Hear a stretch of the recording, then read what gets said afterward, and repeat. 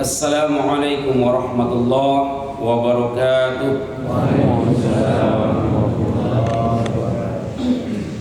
Alhamdulillah. Alhamdulillahilladzi khalaqas samawati wal ardh wa ma bainahuma fi sittati ayyamin thumma istawa 'alal 'arsy. Ashhadu an la ilaha illallah wahdahu la syarika lah wa ashhadu anna Muhammadan 'abduhu wa rasuluh sallallahu alaihi wasallam la nabiyya ba'da. Faqala Allah ta'ala fil Qur'anil Karim, a'udzu billahi minasy syaithanir rajim. Innal ladzina amanu والذين هاجروا وجاهدوا في سبيل الله أولئك يرجون رحمة الله والله غفور رحيم. Shadaqallahul azim. Yang sama-sama kita hormati Ketua Masjid beserta jajarannya, para tokoh, para alim ulama, bil khusus buat guru saya Buya Abdul Latif, semoga beliau selalu diberikan kesehatan oleh Allah Subhanahu wa taala. Begitupun kepada para jamaah, bapak-bapak, ibu-ibuku sekalian, ayahanda, bunda kandung yang dimuliakan oleh Allah, dan tak lupa kepada anak-anak kita, anak remaja-remaji kita, semoga tumbuh menjadi anak yang soleh dan solehah. Alhamdulillah, pada subuh ini kita masih diberikan rahmat oleh Allah Subhanahu wa taala, sehingga kita bisa menunaikan kewajiban sebagai seorang mukmin, beribadah ke rumah Allah Subhanahu wa taala. Semoga ayah, semoga bunda yang terpanggil hatinya beribadah ke rumah Allah, yang terpanggil hatinya menghidupkan cahaya-cahaya Allah, setelah menghidupkan cahaya-cahaya Allah, duduk dalam kajian majelis ilmu. Semoga pada pagi hari ini yang lagi sakit Allah angkat penyakitnya, amin. Yang lagi sempit rezekinya, semoga Allah lapangkan rezekinya, amin. Yang belum tercapai hajatnya, semoga Allah sampaikan hajatnya, amin. Buat saudara-saudara kita yang sekarang masih ada di Arabia, yang melaksanakan rukun Islam yang kelima, yang beberapa pekan yang lalu semoga mendapatkan haji yang mabrur, kembali ke Indonesia dalam keadaan selamat, berkumpul dengan sanak saudaranya. Kalaupun kita wafat, Allah wafatkan dalam keadaan husnul khatimah, amin ya rabbal. Bapak-bapak, ibu-ibuku sekalian, ayahanda, bunda yang dimuliakan oleh Allah Subhanahu wa taala, insyaallah ada kajian menarik pada subuh ini yang saya sampaikan kepada kita semua. Tapi sebelum saya menyampaikan kajian, ada yang membuat hati ini agak merasa bersedih. Di Sumatera Barat di tahun 2024 ini begitu banyak kasus kita temukan perjudian, begitu banyak kita temukan kasus perzinahan. Tahun 2024 ini bukannya menurun tapi malah meningkat, khususnya di Kota Padang. Di Sumatera Barat perjudian itu di Kota Padang itulah paling terbesar sekarang. Ditemukan beberapa ribuan kasus perjudian. Malahan ada beberapa bulan yang lalu tuh heboh, seorang emak-emak umur sudah mencapai 70 tahun berjudi yang begitu luar biasa. Tidak satu minggu kemudian terjadi banjir bandang di Ngarai Siano. Heboh di media sosial. Kok di gara-gara orang Padang kok berjudi ke mahalnya azab bukit tinggi di sini. dan ayahanda bunda yang dimuliakan oleh Allah, maka ada kajian menarik pada subuh ini yang saya sampaikan untuk memperingati 1 Muharram tahun barunya Islam 1446 Hijriah. Maka ada sejarah sedikit yang mau saya sampaikan. Saya tidak mau menyampaikan Rasulullah SAW ketika hijrah dari Makkah ke Madinah, siapa yang menggantikan beliau di tempat tidurnya, siapa yang menemani beliau dalam perjalanannya, ada orang kafir yang mendukungnya, siapa yang menemaninya di Gua Thur, sampai siapa orang yang pertama kali yang membantu Rasulullah SAW mendirikan Masjid Quba sampai ke Madinah Al-Munawwarah. Bukan itu yang mau saya sampaikan pada hari ini, tapi ada sedikit sejarah yang harus kita ketahui. Sebelum hijrahnya Rasulullah SAW dari Makkah ke Madinah, yang pertama kali hijrah itu bukanlah Rasulullah, tapi sahabatnya yang bernama Abu Salamah. Itu orang yang pertama kali hijrah dari Makkah ke Madinah. Lalu ketika dia sampai di Madinah, dikirimkan surat oleh orang-orang kaum Quraisy bahwasan istri anaknya disiksa. Maka dia kembali ke Makkah Al-Mukarramah, dan orang yang pertama kali hijrah ke Madinah adalah Abu Salamah. Ketika kembali ke Mekah, orang yang pertama hijrah yang disiksa oleh orang-orang kafir adalah Abu Salamah. Dan kita tidak boleh lupa dengan sahabat Rasulullah SAW yang satu ini.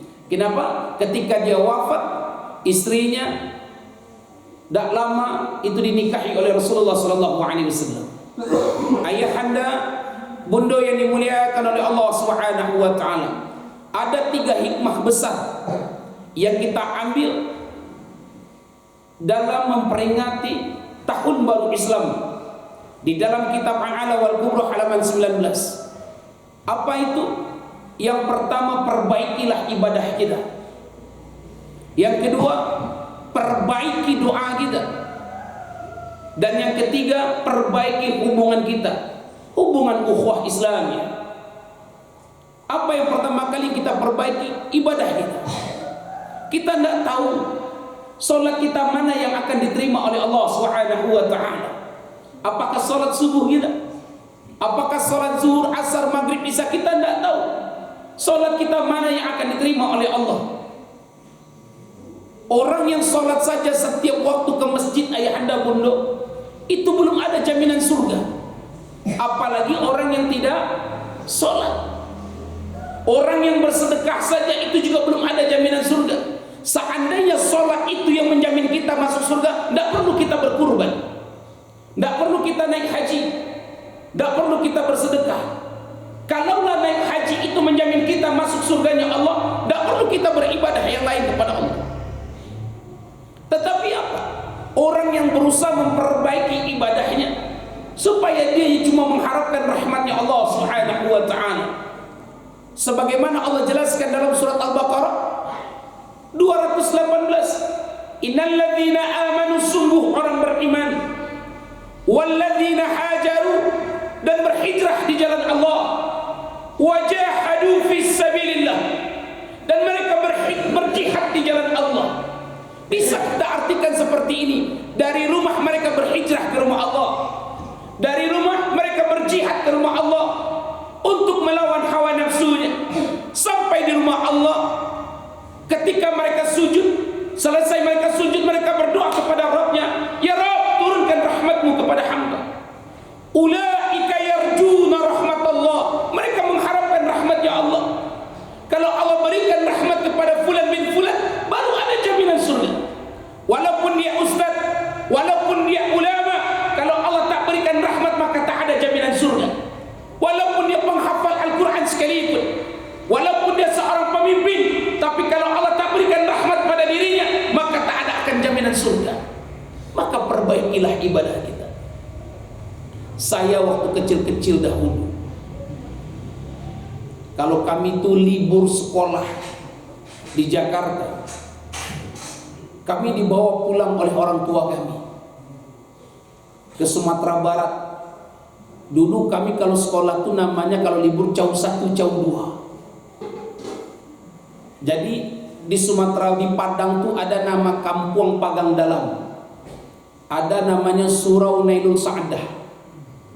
Jadi kami kalau subuh-subuh tuh di orang tua kami di lampu nado dulu, nyu cari buduh, nyu agian minyak tanah, nyu agian sabu dia teh namanya suduh. Suduh panaran jalan ke surau. Yang saya tahu dahulu laki-laki di Minangko lalunya di surau. Itu yang saya tahu. Anak-anak kita dahulu lalunya di surau. Bagarah di surau, Bagali di surau, Basile di surau. Itu yang saya tahu dahulu. Tapi sekarang saya tak lagi menemukan anak-anak yang Basile di surau, Bagurau di surau. Kenapa saya berani berkata seperti ini? Karena di Sumatera Barat ini saya sudah berdakwah kemana-mana. Kalau ingin lebih tahu tentang saya, ketik saja di YouTube Jodni Al-Anas, keluar tuh ceramah saya dari Aceh sampai ke Papua. Saya melihat tidak ada lagi anak-anak ini kembali ke surau. Kalaupun ada pun anak-anak kita ke surau, itu mereka bukan basilik, mereka bukan belajar. Disediakan oleh masjid, maaf cakap, disediakan masjid wifi, dia bergadang di masjid hanya untuk main judi online. Waktu sholat subuh orang sholat dia tidur. Ini bukan efektif. Bagaimana cara efektifnya? Dampingi anak-anak kita, kembalikan anak-anak kita ke surau, hidupkan Ismailnya Allah, hidupkan cahaya-cahayanya Allah, imaratul masjid, ramaikan masjid kita, perbaiki ibadah kita. Hanya dengan itu kita mengharap rahmatnya Allah Subhanahu wa ta'ala. Betapa banyak masjid yang megah-megah ayahanda bunda, betapa masjid banyak yang cantik-cantik, tapi pondasi masjidnya bagus, tapi pondasi manusianya tak bagus.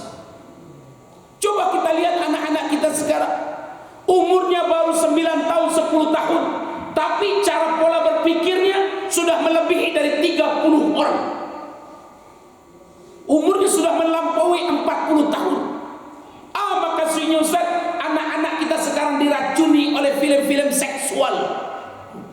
Mohon maaf cakap. Maka orang tua butuh mendampingi anaknya. Dan perbaiki terus ibadah kita ayahanda bunda. Beko jen main logika awak. Tuh, kecil ujar tuh. Kecil Ustaz Joni Al-Anas tuh. Orang sholat je kecil nyelum tentu masuk sarugo ledo lagi orang dan sholat. Orang sholat je kecil nyelum masuk narako lagi orang dan sholat. Awak kan masuk narako je nya. Ancak nak sholat je oleh tu bongak namu itu. Tu nan bongak tu. Jadikan sholat itu untuk menjemput rahmatnya Allah. Perbaiki terus ibadah kita. Maka ketika kemarin itu ayahanda bunda, ada mereka yang beribadah, mereka yang sholat, tapi mereka tidak menemukan ketenangan jiwa. Itu banyak yang mengadu, Ustaz, mulai terus sholat ke masjid Ustaz, tapi susah menemukan ketenangan jiwa. Apakah sholat yang salah? Lah, tidak. Bukan sholat yang salah. Atau misalnya Ustaz, ambo caliak pajak tu Ustaz, nyo solat subuh ke masjid, solat zuhur, asar, maghrib ke masjid, ambo caliak dia terus solat ke masjid. Tapi aduh, ambo menemukan sepotongan ayat dalam Al-Quran Ustaz. Solat itu mencegah dirinya dari perbuatan keji dan munkar. Inna sholata tanha 'anil fahsya'i wal munkar. Solat mencegah dirinya dari perbuatan keji dan munkar. Keji itu zolim pada diri sendiri, mungkar itu zolim pada orang lain. Tapi yang bucan dia nyutari sholat Ustaz, tetapi tetangga nama membali oto nyunan struk. Sholat lain, tetangga nama membali oto nyunan struk. Sholat lain, tetangga nama membuat rumahnya nama membali bodrek. Apakah sholat yang salah? Lah, tidak. Bukan sholatnya yang salah. Atau misalnya ada kita menemukan anak-anak kita, salah satu garing-garing masjid itu pernah kita temukan.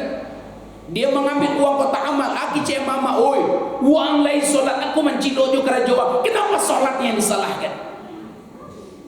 Atau misalnya ada ibu-ibu ketika tahun 2022 ditangkap ketika saya pulang dari Makassar waktu itu, dari Sulawesi, habis mengantarkan bantuan.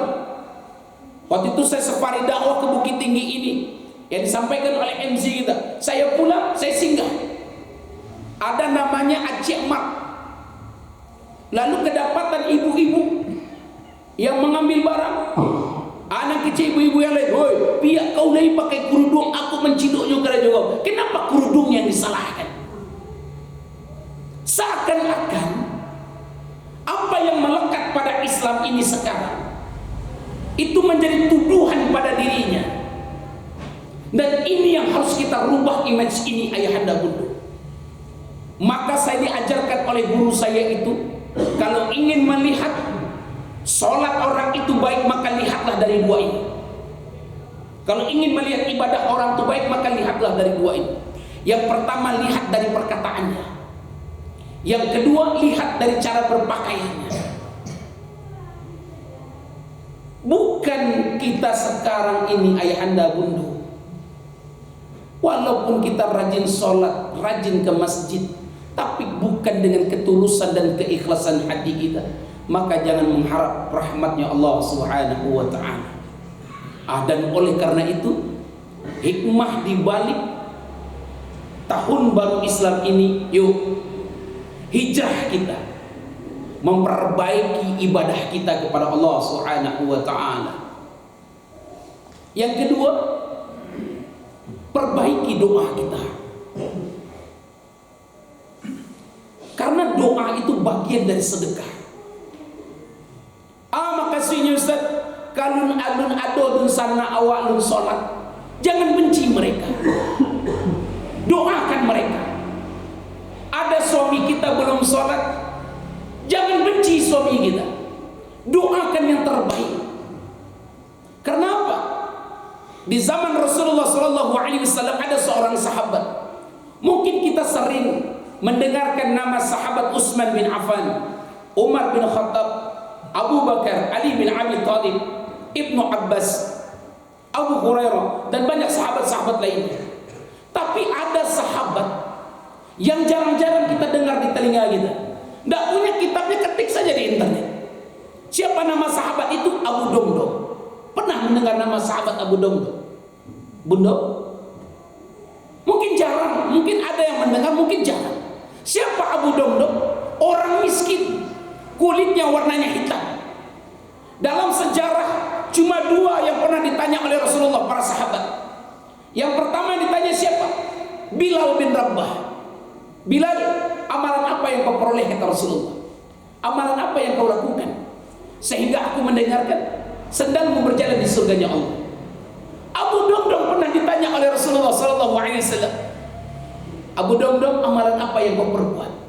Amalan apa yang kau lakukan sehingga aku bermimpi, kata Rasulullah, para malaikat mendoakan engkau masuk ke surganya Allah?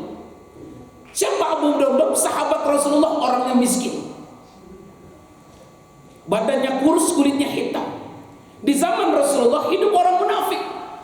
Siapa namanya? Abdullah bin Ubay. Ubay itu orang munafik yang hidup di zaman Rasulullah.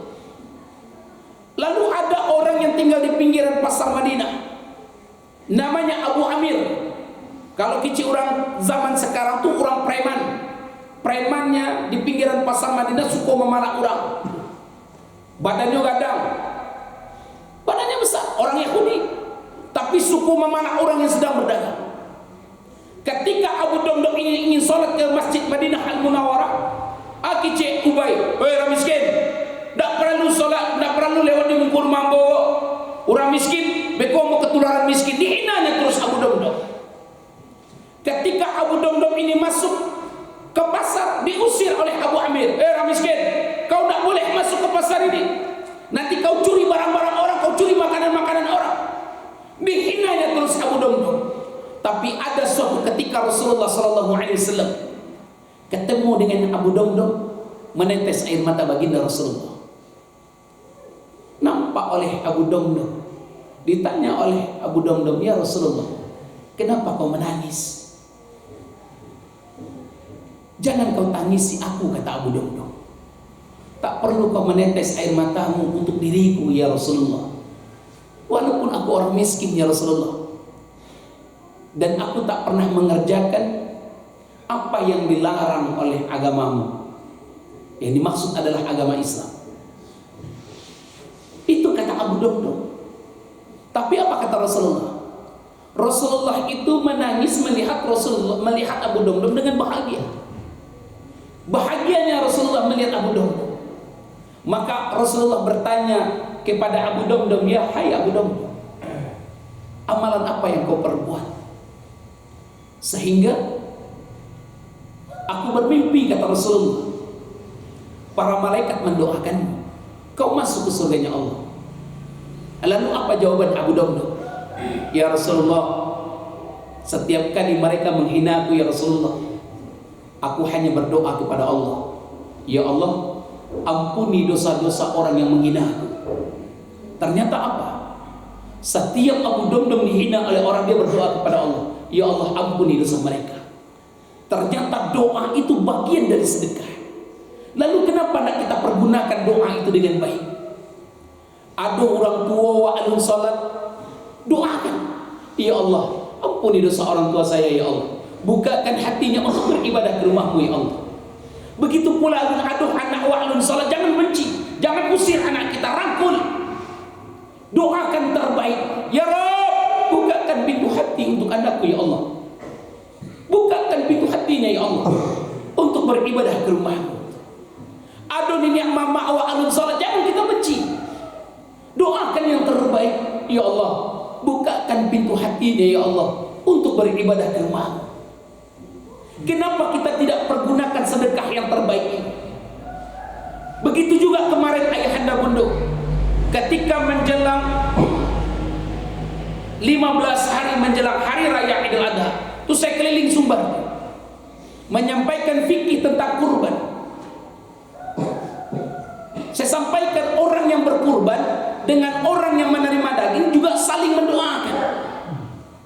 Peserta kurban itu berdoa, disunnahkan baginya untuk membaca doa iftitah. Doa itu jangan buat dirinya saja, doakan yang lain supaya mendapatkan pahala.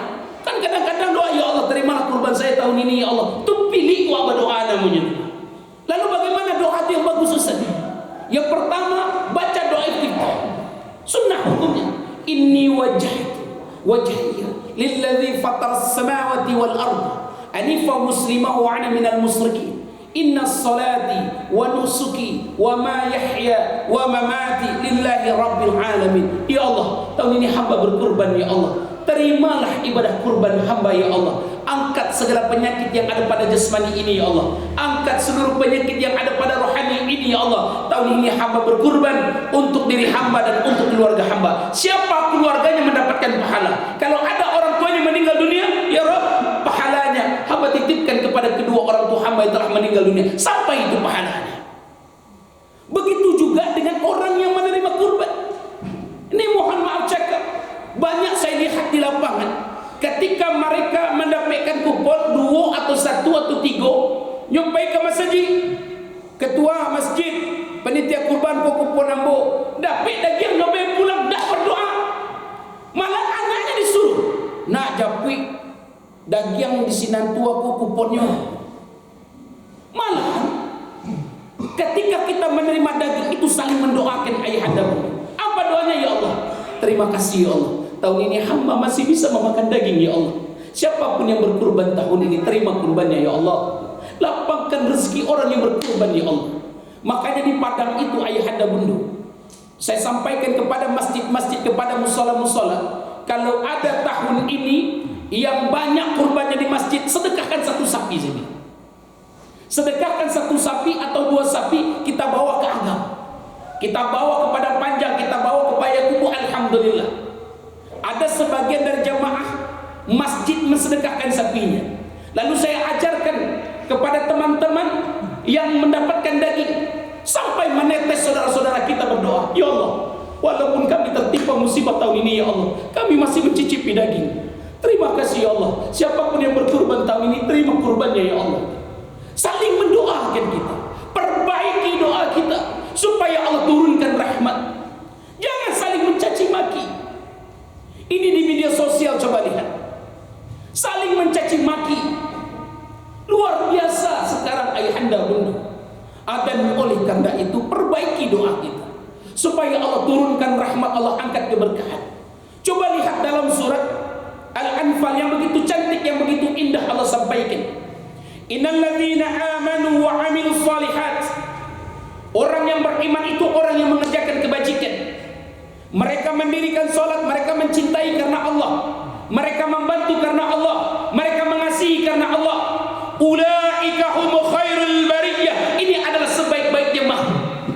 Kalau Allah katakan kita sebaik-baiknya makhluk, jazaohum 'inda rabbihim jannah. Balasan bagi mereka adalah surganya Allah. Surga itu radhiyallahu anhum wa radu an. Allah ridho dan mereka pun ridho. Tapi kenapa kita sekarang saling mencaci, bukan saling mendoakan? Ini yang banyak. Maka hijrah kita semua ayahanda di tahun 1446 Hijriah ini. Ataukah kita sudah mendapatkan informasi di Sumatera Barat ini ada yang namanya lempengan cesar, membentang dari Aceh sampai ke Bengkulu. Itu ilmuwan yang meneliti, kalau lempengan cesar ini patah, maka kekuatannya melebihi 10 kali lipat tahun 2009. Tahun 2009 porak-poranda tuh kota Padang. Kalau lempengan cesar ini patah, maka 10 kali lipat. Bukit Tinggi, Agam, semuanya yang Sumatera Barat ini kena semuanya, habis. Tetapi takdir itu ayahanda bunda, musibah itu adalah takdir mu'allaq, bukan takdir mubrah. Apa tuh takdir mubrah? Takdir yang tidak bisa diganggu-gugat. Tapi kalau takdir mu'allaq, takdir yang bisa kita rubah dengan ikhtiar dan doa. Saya berikan contoh seperti ini. Seandainya tertulis di Lauhul Mahfuznya Allah, di akhir tahun 2024 terjadi bencana maha dahsyat di Sumatera Barat, tetapi pemimpinnya beriman, ulamanya istiqamah, masyarakat yang menjauhkan judi, menjauhkan zina, lalu dia makmurkan rumah Allah. Sampai di rumah Allah dia berdoa kepada Rabbnya, ya Rabb, jauhkan musibah dari negeri ini ya Allah. Ya Rabb, turunkan rahmatmu, angkat keberkahan dari perut bumi ini. Maka Allah jawab dalam surat Ar-Ra'd ayat ke-29. Allah jawab, yamhullahu man yasha, yamhullah, Allah hapus. Apa yang Allah hapus? Setiap apa yang ditetapkannya. Di sisinya terdapat umul kitab, yang tadinya tertulis di Lauhul Mahfuznya Allah. Di akhir tahun 2024 ini terjadi musibah maha dahsyat di Sumatera Barat, tapi pemimpinnya beriman, ulamanya istiqamah, masyarakatnya terus menghidupkan cahaya-cahaya Allah. Maka musibah itu Allah undur ayahanda bunda. Musibah itu Allah undur. Lalu Allah turunkan rahmat. Waktu terjadi gunung meletus, ini tidak saya lebihkan. Perkataan ini saya pertanggungjawabkan. Terjadi ketika 2 bulan sebelum Ramadan, kan terjadi gunung meletus di Agam namanya. Enak di Agam. Ketika saya dengan teman-teman dengan tim ke sana, ini kata tokoh masyarakat, saya tidak tahu. Ketika jenazah itu masih banyak di atas bukit, cek tokoh masyarakat, Ustaz, padian saya lah Ustaz, nggak usah dijapui orang kata itu. Kok perahu di atas itu mati ya sadonya? Itu orang setempat ngomong, tokoh masyarakatnya ngomong. Kenapa? Karena mereka pergi camping ke atas itu, mereka seperti suami istri. Di dalam tenda mereka seperti suami istri, bayangkan. Ini perkataan saya pertanggungjawabkan. Karena ada masyarakat di sana yang berbicara seperti itu. Maka walaupun tidak tertulis di Lauhul Mahfuznya Allah, tapi masyarakatnya sudah penuh dengan maksiat. Di mana-mana ada maksiat. Para pemimpin melindungi orang maksiat. Para pemimpin mencari kekayaan, melindungi orang-orang yang bermaksiat, mencari fee di sana, mencari fulus di sana. Begitu juga oknum-oknum yang tak bertanggung jawab. Kalau Allah tak menulis di lauhul mahfuznya Allah, bala itu akan datang dengan sendirinya. Kenapa? Karena kita yang mengundang. Walillahi ma fis samawati wa ma fil ard. Fayaghfiru liman yasha wa yu'adzibu man yasha. Allah itu akan mengazab. Allah yang mempunyai kerajaan langit dan bumi. Allah akan mengazab setiap apa yang dikehendakinya, dan Allah akan mengampuni setiap apa yang dikehendakinya. Dan oleh karena itu, ayahanda bunda, sekarang yang terjadi ini, kan ada orang yang mengatakan ini Sumatera Barat kena azab. Saya tidak sependapat. Kalau ada orang yang mengatakan Sumatera Barat ini kena azab, saya tidak sependapat. Siapa Ustadz Yododo? Jangan gampang kita mengatakan suatu kaum, suatu kelompok itu kena azab. Kitab apa yang kalian baca? Azab itu adanya di zaman para nabi, orang yang tak meyakini Tuhan. Makanya Allah habiskan kaum di zaman Nabi Nuh alaihissalam, di zaman Nabi Lut alaihissalam, kaum Samud. Tapi kalau sekarang ada 3 pendapat ulama, ada orang yang beriman yang meninggal di dalamnya. Di zaman Nabi Nuh alaihissalam tidak ada. Semuanya orang yang ingkar dengan syariat yang dibawa oleh Nabi Nuh alaihissalam. Sekarang ada musibah, ada seorang ustaz, ada orang soleh, ada penghafal Al-Quran yang meninggal di dalamnya. Maka itu ujian bagi orang yang beriman, teguran bagi orang-orang yang lalai pada perintah Allah, dan azab bagi perorangan mereka yang ingkar dengan agama Allah. Kalau itu baru saya sependapat. Lalu akan timbul pertanyaan, Ustaz, kenapa tidak orang-orang itu saja yang dibinasakan oleh Allah? Kenapa kami orang baik, kenapa kami mendirikan sholat, kenapa kami berdakwah di jalan Allah juga kena? Kenapa tidak mereka saja, Ustaz? Mohon maaf cakap ayahanda bunda, orang baik di negeri ini banyak, orang soleh di negeri ini banyak, orang beriman di negeri ini banyak. Tapi orang baik, orang soleh, orang beriman, dia diam ketika ada maksiat di depan matanya. Malahan oknum pemimpin itu satu pulau main, pemimpin itu satu pulau membenarkan. Makanya semuanya tuh ibarat semut. Ketika kita mengambil buah jambu, wah panjang katanya lalunya gigi di samui, wah celit samui itu banyak. Padahal yang menggigit cik ni, ada tabui emosi awak apa, ditabui berang awak apa. Wah ambil sabui, wah bakar sabui, wah bakar sabui itu saja. Itulah perumpamaannya ayahanda bunda. Begitu juga dengan ulamanya. Mohon maaf saja. Kalau ingin buka Al-Quran silahkan buka. Buka surat Al-A'raf ayat 176. Saya ceritakan asbab nuzul ayat ini. Jauh sebelum Nabi Muhammad SAW hidup, di zaman Nabi Musa alaihissalam hidup orang yang dekat dengan Allah. Siapa namanya? Bal'am bin Ba'ura. Dekat dengan Allah. Kalau berdoa Allah kabulkan doanya. Dapatkan istri, dia berdoa kepada Allah, minta istri cantik, maka istrinya paling cantik ketika itu. Tapi para pemimpin Mesir ketika itu mengetahui kedatangan Nabi Musa alaihissalam, dan ketika itu biasanya orang meminta doa kepada Bal'am ini doa kebaikan, minta doa kebaikan. Tapi ketika itu para pemimpin datang kepada Bal'am, bukan meminta doa kebaikan, tapi doa keburukan. Apa yang diminta doa kepada Bal'am? Bal'am, maukah kau berdoa kepada Tuhanmu? Apa kata Bal'am? Berdoa untuk Nabi Musa keburukan untuk dirinya, supaya dia jangan sampai ke Mesir ini. Bal'am bin Ba'ura ini tahu dia adalah sosok seorang Nabi.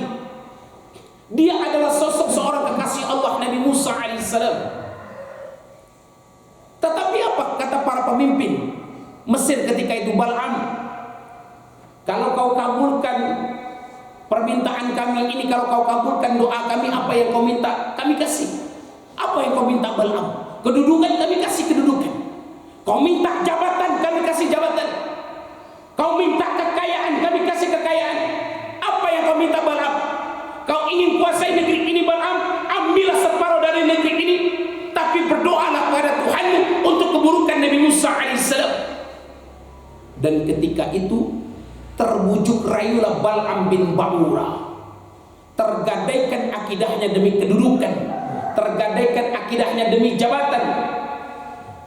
Kebiasaan Bal'am itu, ayahanda bunda, kalau dia berdoa, dia naik ke atas bukit. Nama bukitnya adalah Bukit Husban. Maka dinaiki keledainya, dia berjalan. Keledainya ini di pertengahan jalan, keledainya ini menderu, tidak mau melanjutkan perjalanan. Bayangkan, keledai saja tahu niat Bal'am bin Ba'ura untuk mendoakan Nabi Musa alaihissalam tentang keburukannya. Maka Bal'am bin Ba'ura matanya sudah buta, telinganya sudah tuli, mata hatinya sudah mati. Dipecut keledai ini sekeras mungkin. Maka terpaksa keledai ini naik ke Bukit Husban. Sampai di Bukit Husban, diangkat kedua tangan Bal'am bin Ba'ura berdoa kepada Allah untuk keburukan Nabi Musa alaihissalam. Pada hari itu juga Allah tunjukkan tanda-tanda kebesarannya. Bal'am bin Ba'ura berdoa kepada Allah, terpatah-patah lidahnya keluar, terpatah-patah suaranya, tidak lurus membacakan ayat, tidak lurus dia berdoa, lidahnya ini keluar melebihi dari dagunya sampai ke dadanya. Maka satu-satunya manusia yang Allah umpamakan seperti anjing adalah Bal'am bin Ba'ura. Apa maksudnya, Ustaz? Kalau aduh ulama sekarang yang membenarkan para pemimpin munafik, yang mengambil uang dari zina, yang mengambil uang dari perjudian, dia berlindung di bawah ketiak-ketiak orang kafir, tergadaikan akidahnya demi kedudukan, tergadaikan akidahnya demi jabatan, maka seorang ulama ini sama seperti anjing itu. Itu Allah yang mengumpamakan. Maka doa-doa orang seperti ini tak dikabulkan oleh Allah. Maka hijrah kita dari perbuatan buruk kita, supaya doa kita dikabulkan Allah, supaya negeri ini Allah turunkan rahmatnya, supaya negeri ini Allah angkat keberkahan dari perut bumi. Hijrah kita. Maka yang ketiga, perbaiki hubungan ukhuwah Islamiyah kita. Perbaiki hubungan ukhuwah Islamiyah kita. Ini mohon maaf cakap, beradik kakak seraya samande nak basapon di Minang. Kadang-kadang masalah tanah, Ustaz nak kena sapon ini mamak dia, Ustaz. Apa itu? Tanah hamak dia jual sampai putih tulang dia, Ustaz nak kena sapon, Ustaz. Jo mintuonya nak sapo, tinggal rumah mintuonya nak sapo, menantu kurang aja. Serius, tinggal rumah mintuonya nak sapo, nak nikahi anaknya nak menantu kurang aja. Ya Allah ya Rahman. Walaupun dia seorang ustaz, walaupun dia seorang ulama, kalau dia putuskan hubungan tali silaturahim, apa kata baginda Rasulullah? La yadkhulul jannah, nak masuk surga. Jadi kicin urang agama Islam kau masuk surga sadunya ayah anda bunda lah, tidak. Bukan. Ada dalam kitab Kharibul Ulum ada 3 kelompok manusia yang beragama Islam tapi tak pernah masuk ke surganya Allah. Jangankan masuk mencium surga Allah saja tidak. Siapa mereka? Yang pertama, mereka yang mati dalam keadaan musyrik. Rata-rata mereka adalah seorang dukun, berobat ke dukun, meyakini kekuatan selain dari Allah Subhanahu wa taala. Yang kedua, mereka mati dalam keadaan salah memilih pemimpin. Sudah tahu pemimpin itu kafir, dijadikan pemimpin karena memilih pemimpin itu masalah akidah. Yang ketiga siapa? Mereka yang memutuskan hubungan tali silaturahim. La yadkhulul jannah, nak masuk surga. Maka perbaikilah hubungan kita. Oh, kadang-kadang masalah jalan sejangka sewa namu baceka. Namu tarak dongka-dongkaan. Namu tarak bawaan-waangan, ya Allah. Perbaiki hubungan ukhuwah kita. Yuk, sama-sama kita mengintrospeksi diri kita. Sama-sama kita berdoa kepada Allah, saling tegur sapa, saling mendoakan kebaikan. Semoga Allah turunkan rahmatnya ke negeri ini, amin ya rabbal. Ayah bunda yang dimuliakan oleh Allah Subhanahu wa ta'ala, maka dan oleh karena itu, yuk pada pagi hari ini kita berdoa kepada Allah. Setelah itu kita tutup dengan selawat. Semoga Allah turunkan rahmatnya ke negeri ini, amin. Allah angkat keberkahan dari negeri ini, amin. Allah jauhkan musibah dari negeri ini, amin. Sehingga kita termasuk orang-orang yang selalu bersyukur atas nikmat yang Allah berikan kepada kita semua, amin ya rabbal. Yuk sama-sama kita mentawadukan hati kita kepada Allah, memohon ampun kepada Allah. Semoga doa kita pada pagi hari ini diaminkan oleh para malaikatnya Allah, lalu tercatat salah satu doa yang dikabulkan oleh Allah Subhanahu wa ta'ala, amin ya rabbal. Kita doakan semuanya, kita doakan saudara kita doakan para pemimpin kita, doakan para ulama kita, doakan semuanya. Semoga negeri ini menjadi negeri yang dirahmati oleh Allah Subhanahu wa ta'ala, amin ya rabbal. A'udzu billahi minasyaitonir rajim. Bismillahirrahmanirrahim. Alhamdulillahi rabbil alamin. Assalatu wassalamu ala asrafil anbiya wal mursalin wa ala alihi washabihi ajma'in. Allahumma rabbana taqabbalna minna salatana wassiyamana wa ruku'ana wasujudana wa khushu'ana ya Allah ya Rahman ya Karim. Allahumma inna nas'aluka salamatan fid din wal dunya wal akhirah wa ziyadatan fil ilmi wa barakatan fi rizqi wa taubatan qabla al-maut wa rahmatan 'inda al-maut wa maghfiratan ba'da al-maut. Allahumma hawin 'alaina fi sakaratil maut ya Allah wan najati minan nar wal afwa hidal hisab. Allahumma rabbana wa liwalidayna wal jami'il muslimina wal muslimat wal mu'minina wal mu'minat al ahya'i minhum wal amwat innaka sami'un qaribun mujibun da'wati ya qadil hajat. Allahumma ansur man nasratin ya Allah, Allahumma ansur man nasratin ya Allah, Allahumma ansur man nasratin ya Allah, wa khudhul man khadhala al muslimin wa damir a'da'atin mu'idka ila yaumiddin ya Allah ya Rahman ya Karim.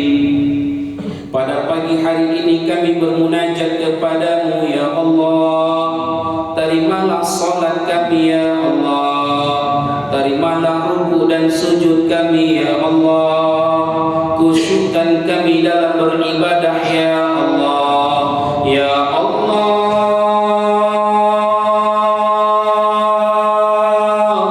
ya Rahman ya Karim.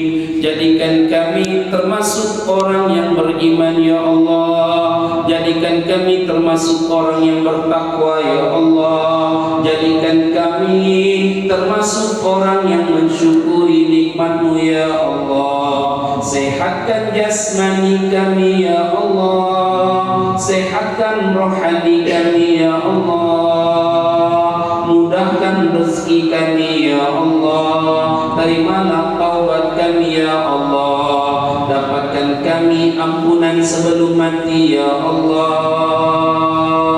dapatkan kami ampunan sebelum mati ya Allah, wafatkan kami dalam keadaan Islam ya Allah, wafatkan kami dalam keadaan beriman ya Allah, wafatkan kami dalam keadaan husnul khatimah ya Allah, di akhir hayat kami yang mengucapkan la ilaha illallah. Lapangkan kubur kami ya Allah, berikan cahaya dalam kubur kami ya Allah, jauhkan kami dari siksaan kubur ya Allah, jadikan kami salah satu seorang hamba, seorang ihsan yang dirindukan surgamu ya Allah ya Allah ya Rahman ya Karim. Ampuni dosa ayah kami ya Allah, jadikan ayah kami ayah yang selalu beriman ya Allah, jadikan ayah kami adalah ayah yang selalu menjadi contoh dalam keluarga kami ya Allah. Jauhkan ayah kami dari segala penyakit ya Allah. Sehatkan jasmani ayah kami ya Allah. Sehatkan rohani ayah kami ya Allah. Dialah ayah yang menjadi pemimpin dalam keluarga kami ya Allah. Dialah ayah yang selalu membuat kami kuat ya Allah. Dialah ayah yang pernah menafkahi kami di waktu kecil ya Allah. Dialah ayah yang pernah menggendong kami ya Allah. Dialah ayah yang pernah memandikan kami di waktu kecil ya Allah. Dialah ayah yang pernah memakaikan baju kepada kami ya Allah. Dan sekarang ayah kami sudah mulai tua ya Allah. Tulangnya sudah mulai lemah ya Allah. Matanya sudah mulai sayup ya Allah. Waktu kecil ayah yang pernah memandikan kami ya Allah. Dan sekarang izinkan kami memandikan ayah kami di masa tuanya ya Allah. Waktu kecil ayah yang pernah memakaikan baju kepada kami ya Allah. Dan sekarang izinkan kami memakaikan baju kepada ayah kami di masa tuanya ya Allah. Waktu kecil ayah yang selalu menafkahi kami ya Allah. Dan sekarang izinkan kami menafkahi ayah kami ya Allah. Sehatkan ayah kami di masa tuanya ya Allah. Rahmati ayah kami ya Allah. Berkahi hidup ayah kami ya Allah. Jadikan ayah kami ayah yang selalu beriman ya Allah. Ya Allah ya Rahman ya Karim. Ampuni dosa sosok seorang wanita ya Allah, yang pernah kami tumpangi rahimnya ya Allah, yang pernah mengandung kami kurang lebih 9 bulan 10 hari ya Allah, yang melahirkan kami ke atas dunia ya Allah, sampai koyak isi perutnya ya Allah, sampai tumpah darahnya ya Allah, hanya untuk melahirkan kami ya Allah. Begitu sakit, begitu perih yang dirasakannya ya Allah, hanya untuk melahirkan kami ya Allah. Dialah ibu kami ya Allah. Dialah ibu kami ya Allah. Sampai koyak isi perutnya ya Allah, sampai tumpah darahnya ya Allah, hanya untuk melahirkan kami ke atas dunia ya Allah. Muliakan ibu kami ya Allah. Jadikan ibu kami ibu yang solehah ya Allah. Jadikan ibu kami ibu yang solehah ya Allah. Jadikan ibu kami bidadari surga ayah kami ya Allah. Sehatkan jasmani ibu kami ya Allah. Sehatkan rohani ibu kami ya Allah. Jauhkan dari segala penyakit ya Allah. Dialah ibu kami ya Allah, yang menyapi kami di waktu kecil ya Allah, kurang lebih dari 2 tahun ya Allah.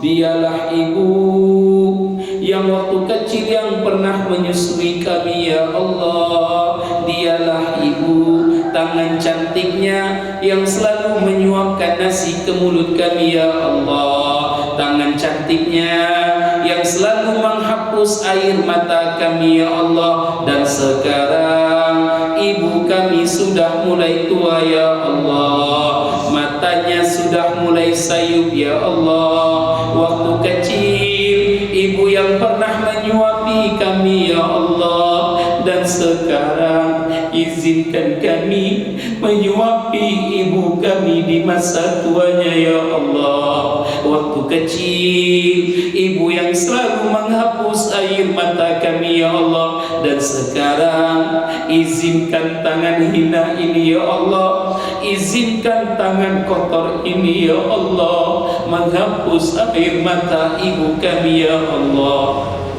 Muliakan ayah ibu kami di masa tuanya ya Allah. Berkahi keduanya ya Allah. Waktu kecil ayah dan ibu selalu bermunajat kepadamu ya Allah.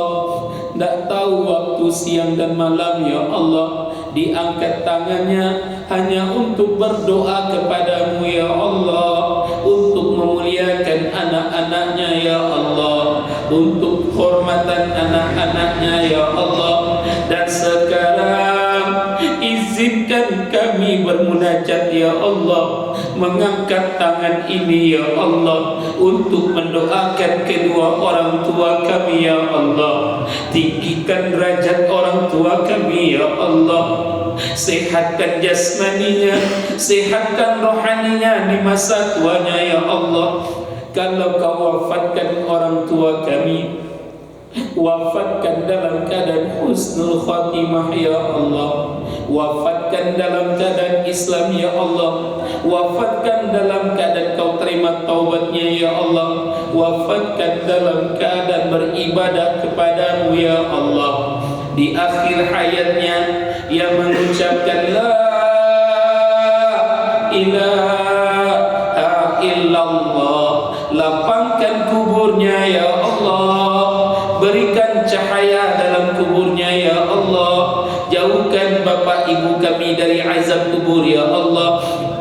Sampaikan salam rindu kami ya Allah. Kami rindu dengan senyuman ayah kami ya Allah. Kami rindu dengan belayar tangannya ya Allah. Tempatkan ayah ibu kami di tempat yang terbaik di sisimu ya Allah. Ya Allah ya Rahman ya Karim, ampuni dosa saudara-saudara kami ya Allah.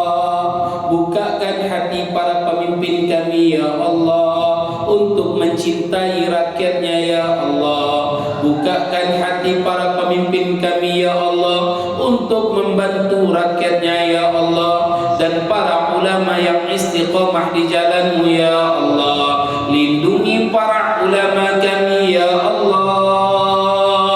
Lindungi para ulama kami ya Allah. Berkahi dakwahnya di jalanmu ya Allah. Turunkan rahmatmu ke negeri ini ya Allah. Jauhkan musibah dari negeri agam ini ya Allah. Jauhkan balamu dari negeri ini ya Allah. Angkatlah keberkahan dari perbumi ya Allah.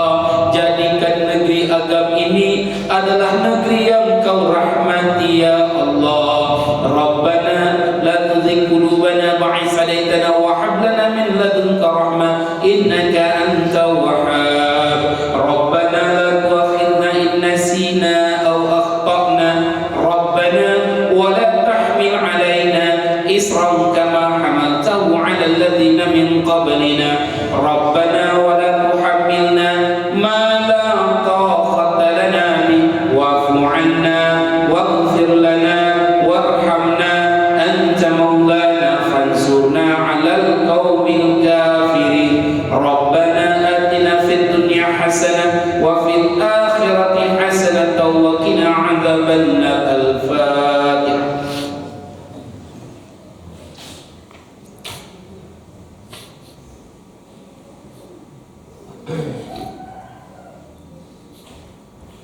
Amin ya Allah. Amin ya Rahman. Amin ya Rahim. Dapatkan kami anak yang soleh dan solehah ya Allah. Dapatkan kami anak yang selalu penghafal Al-Quran ya Allah, yang akan memakaikan mahkota di kepala kami kelak berada di akhiratmu ya Allah. Subhana rabbika wassalamun ala mursalin walhamdulillahi rabbil alamin. Yuk sama-sama kita tutup.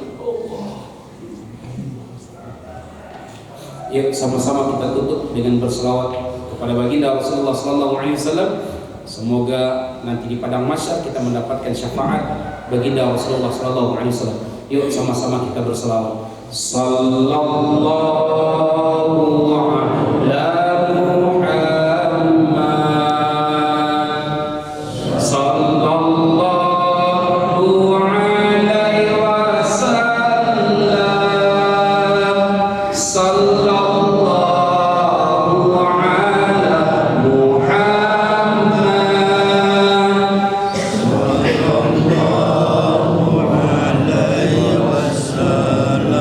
Yuk sekali lagi yang keras. Sallallahu ala Muhammad. Sallallahu alaihi wasallam. Sallallahu ala Muhammad. Sallallahu alaihi wasallam. Ya Nabi salam,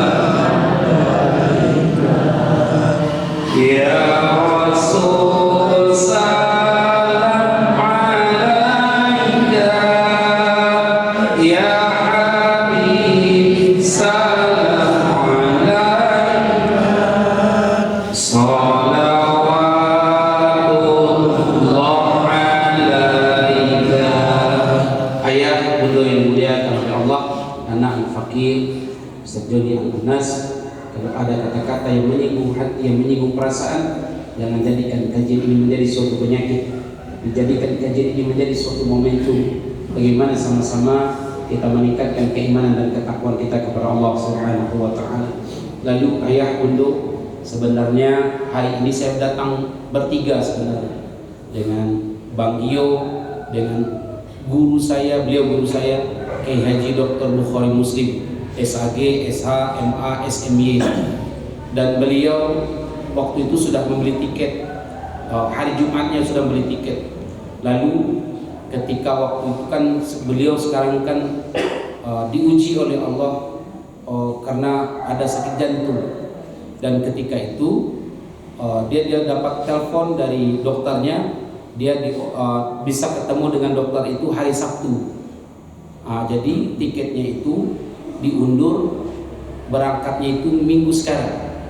Jadi insya Allah besok, nanti dia besok ya, besok malam dan subuh insya Allah bersama guru saya, dan saya sendiri yang akan mendampingi beliau, Dr. Bukhari Muslim. Semoga beliau selamat sehat sampai di Sumatera Barat, khususnya di Agam dan Bukit Tinggi. Dan oleh karena itu ayah bunda permohon maaf dengan beliau sekali lagi. Semoga ayah bunda bisa memaafkan dalam keadaan kondisi beliau. Beliau itu sangat orang yang dekat dengan ayah anda Habibana Rizik Syihab. Kurang lebihnya mohon maaf. Assalamualaikum warahmatullahi wabarakatuh.